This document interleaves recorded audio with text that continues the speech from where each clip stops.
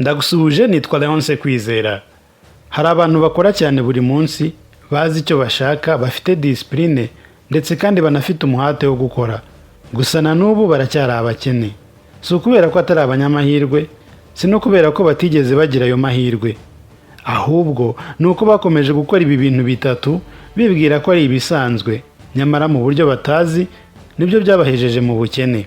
Niba nawe ushaka kwitandukanya n'ubukene, urasabwa gukurikira neza iki kiganiro, ukumva ibyagiye bikora ku bandi bakene maze wowe ukazabyirinda.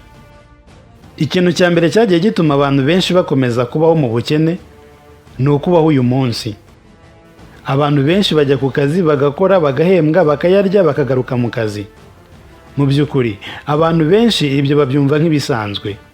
Ariko se ibaze, kubera iki umutima wawe wumva utuje wishimye iyo uri gusohora amafaranga, uhaha, wishyura inzu, ureba umupira cyangwa ibitaramo by'abahanzi, ugura imyenda, inkweto cyangwa telefone bihenze, ariko wajya kwizigamira cyangwa gushora imari, umutima ukadiha ukumva ubuzima buzagorana? Ibyo biterwa n'uko umutima wawe utigishijwe kuba umukire, ahubwo wigishijwe kuba mbarubukeye. Muri ubu buryo bw'ubuzima rero, ejo hazaza nta gaciro haba hafite. Igifite agaciro n'uyu munsi, maze wabona amafaranga umutima wawe ukagusunikira kuyikuraho ku kabi n'akeza.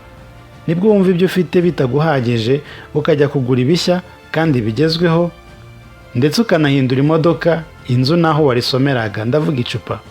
Ugukoresha amafaranga kwawe kose kugashingira ku kuyaguramo no kuyishyuramo ibyo ukeneye, ukananirwa guteganyiriza ejo hazaza cyangwa gushora imari. Uratekereza ko bizagenda gute igihe akazi kazaba kahagaze cyangwa ibiciro ku isoko bikazamuka, nyamara umushahara wawe wo utahindutse? Nta kabuza uzaba umukene.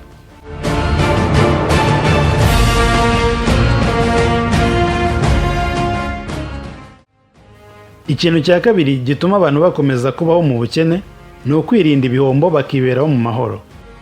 Abantu benshi birinda gutangiza uburyo bushya bwo kwinjiza amafaranga kubera gutinya ibihombo bashobora guhura nabyo, gutinya imisoro, gutinya ingaruka z'ikirere ndetse n'ibindi.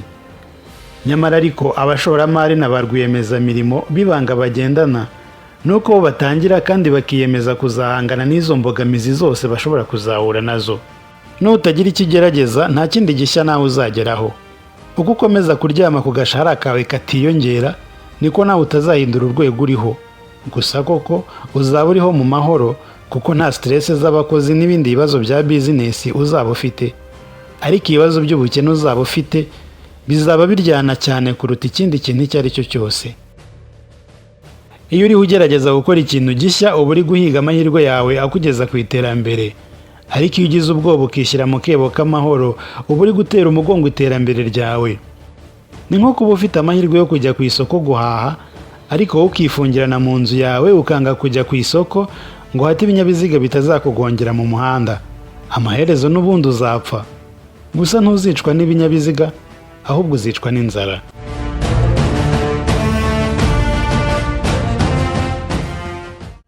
Ikintu cya gatatu ari nacyo cya nyuma mu byo twaguteguriye umunsi biguheza mu bukene, no gushingira imibereho yawe ku nzira imwe yo kwinjiza.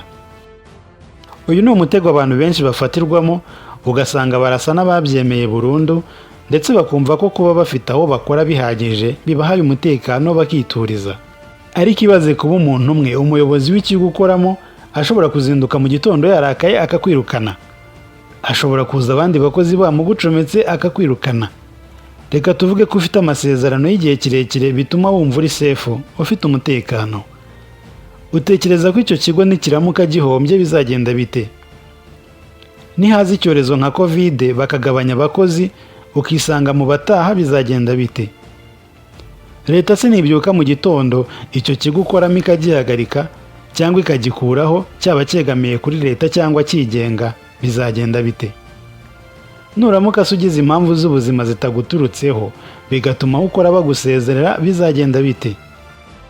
Ni ingenzi cyane gushaka kandi kazi ukora nyuma y'ako usanganwe, ibyo bakunze kwita side hustle, mu gihe cyose ushaka kuba umukire. Niba unikorera ku giti cyawe, shaka ibindi bintu ukora bikwinjiriza ku rundi ruhande. Dufatire urugero kuri aba bakire bakomeye tuzi ku isi. Ninde ufite business imwe? Bihinduka gahomamunwa noneho ku bakorera umushahara. Abakirisi tunze bazwi bose ni abacuruzi mu buryo bumwe cyangwa se ubundi. Ni abantu bazi gufata amafaranga bakayabyaza andi. Bivuze ko niba yawe utajya uyabyaza andi, nta kabuza uzapfura umukene. Njye nitwa Leonce Kwizera, duhura ubutaha, gusa ntiwibagirwe gukora subscribe. Hano tuganira ku mafaranga. Hasta la victoria siempre.